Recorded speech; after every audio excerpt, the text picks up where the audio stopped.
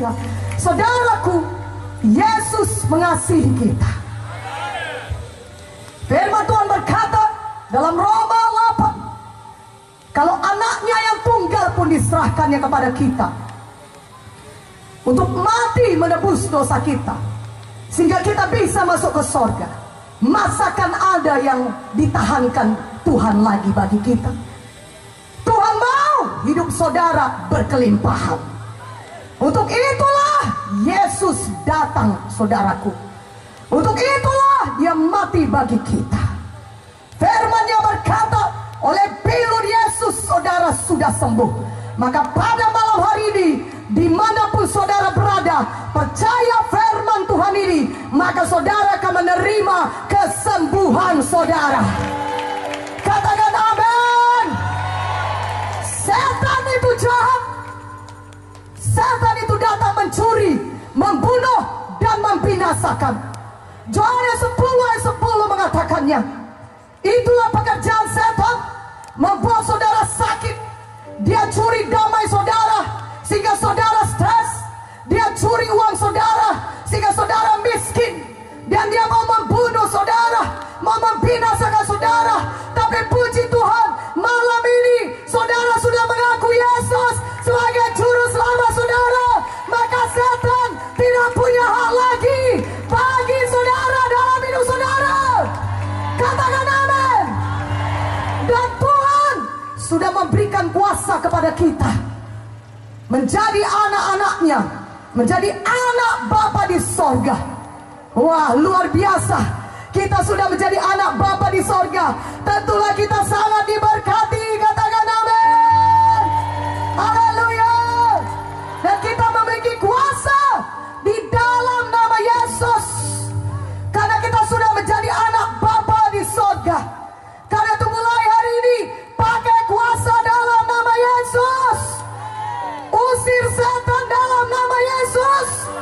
Sebelum pun dia datang kepada saudara, usir terlebih dahulu dalam nama Yesus. Katakan amin. Dalam nama Yesus, roh kematian, roh pembunuh tidak bisa menjamah saya. Dalam nama Yesus, roh kecelakaan tidak bisa menjamah saya. Dalam nama Yesus. Maka saudara akan lihat Tuhan akan melindungi saudara. Saudara akan lihat setan akan lari, karena dia tidak bisa melawan nama Yesus. Amin. Firman Tuhan berkata, usir setan, lawan setan dalam nama Yesus, maka ia akan lari daripadamu. Pakai kuasa dalam nama Yesus. Amin. Pada malam hari ini, saya mau menunjukkan kepada saudara kuasa firman Tuhan yang sama berkuasanya dengan Tuhan Yesus sendiri. Banyak orang berkata, itu mujizat sudah lama berlalu. Tidak ada mujizat lagi, karena Tuhan Yesus sudah di sorga. Dulu pada waktu zaman Tuhan Yesus duduk di bumi ini, tinggal di bumi ini, ada mujizat, karena Tuhan Yesus ada di bumi. Saya mau katakan kepada saudara, dulu ada mujizat, sekarang juga masih ada mujizat. Karena Yesus Kristus tetap sama, baik kemarin, hari ini, maupun selama-lamanya. Berikan kemuliaan bagi Tuhan Yesus. Lebih meriah, lebih meriah, lebih meriah. Haleluya. Yang rindu mujizat Tuhan, katakan amin. Katakan amin. Kuasa firman Tuhan masih ada sampai saat ini, karena Yesus Kristus tetap sama. Amin. Kalau dulu dia berjalan-jalan dengan tubuhnya di dunia ini, di bumi ini, selama 33,5 tahun, lebih lagi pada saat ini firman Tuhan bisa bekerja dan menyembuhkan saudara, atau mengadakan mujizat dalam hidup saudara. Katakan amin. Haleluya. Walaupun Tuhan Yesus tidak ada dengan tubuhnya di bumi ini pada zaman sekarang ini, tapi ada kuasa firman Tuhan yang sama berkuasanya dengan Tuhan Yesus sendiri. Katakan amin dengan lebih kuat. Buka Alkitab kita dari Yohanes 4. Mari buka Alkitab saudara dari Yohanes 4. Saya bacakan kepada saudara mengenai kuasa firman Tuhan. Yohanes 4 ayat 46. Ayat 46, saudaraku yang kekasih. sampai 54. Maka Yesus kembali lagi ke Kana di Galilea, di mana ia membuat air menjadi anggur. Dan di Kapernaum ada seorang pegawai istana, anaknya sedang sakit. Ketika ia mendengar bahwa Yesus telah datang dari Judea ke Galilea, pergilah ia kepadanya, lalu meminta supaya ia datang dan menyembuhkan anaknya, sebab anaknya itu hampir mati. Maka kata Yesus kepadanya, jika kamu tidak melihat tanda dan mujizat, kamu tidak percaya. Pegawai istana itu berkata kepada Tuhan, datanglah sebelum anakku mati. Kata Yesus kepadanya, pergilah, anakmu hidup. Orang itu percaya akan perkataan yang dikatakan Yesus kepadanya, lalu pergi. Ketika ia masih di tengah jalan, hamba-hambanya telah datang kepadanya dengan kabar bahwa anaknya hidup.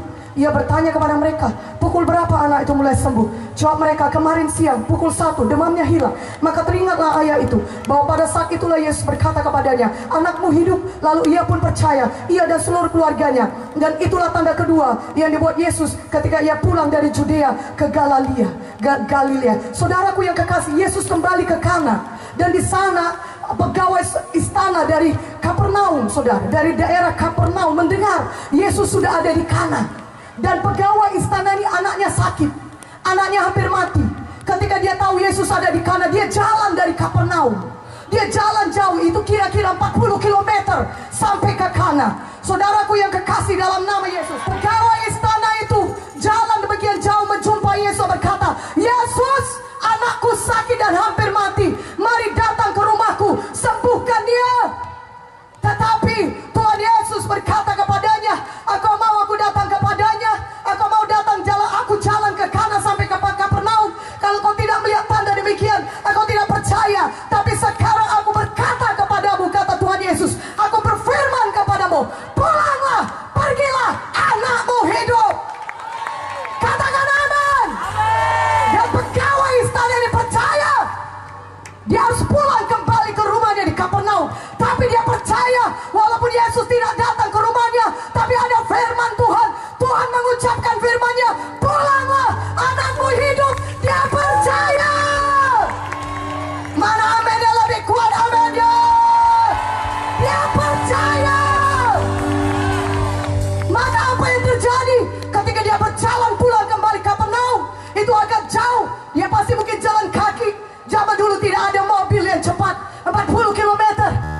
Dia pulang, ketika dia hampir sampai ke rumahnya, hamba-hambanya dari rumahnya datang kepadanya, Bapak, anakmu sudah sembuh.